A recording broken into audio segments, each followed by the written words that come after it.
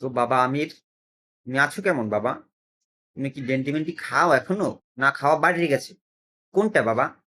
তুমি তো প্রথমে ইন্ডিয়ারে বলছো সুপার এইটে উঠতে পারবে না, তারপরে বলছো সেমিফাইনালে উঠতে পারবে না, তা উঠলো, মানে সুপার এইটে উঠলো, তারপরে এখন বলতেছে ফাইনালে জিতবে না, চ্যাম্পিয়ন হইতে পারবে না। इंडिया सेमीफाइनल में नहीं जाएगा, ये मैं उस पर पक्का हूँ। ये आपने कह दिया, ये पक्का है। তো बाबा এত পরিমাণে সস্তা ডেন্ডি খাইলে তো এরকমই অবস্থা হবে। একটু দামিও তা খাও, না গুড় খাও গুড়। এই যে আছে না, এখানে দিয়া যে গুড় না কি জানি খায় একটা দেহি মানুষে, হ্যাঁ, ঠোঁটের এখানে দিয়া খাইনি চলটা হয়ে গেছে, ঠিক আছে, সেইগুলো খাই।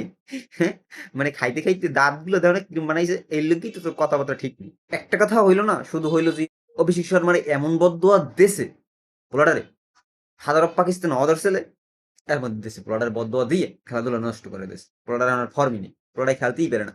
এখন শুধু খেলছে, শুধু একটা জিম্বাবুয়ের সাথে একটু মোটামুটি খেলছে, মানে হে ছাড়া কোনো ম্যাচ ভালোই খেলতে পারে না, পোলারে আউট হয়ে যায়, উঠতে আউট হয়ে যায়। তোর এমন বদদোয়া দেওয়া লাগে, তুই নজর লাগাই দিয়েছো ছেলেটারে। হুম, তোর তো নতুন বাবা হইবে, বিরাট কোহলি আছে লেগার আগে বাবা, এখন আবার একটু নতুন বাবা হইবে অভিষেক শর্মা, তুই সেটারে বদদোয়া মদদোয়া দিয়ে স্লোগার মোলোগার কইয়া দিলি কাম দি।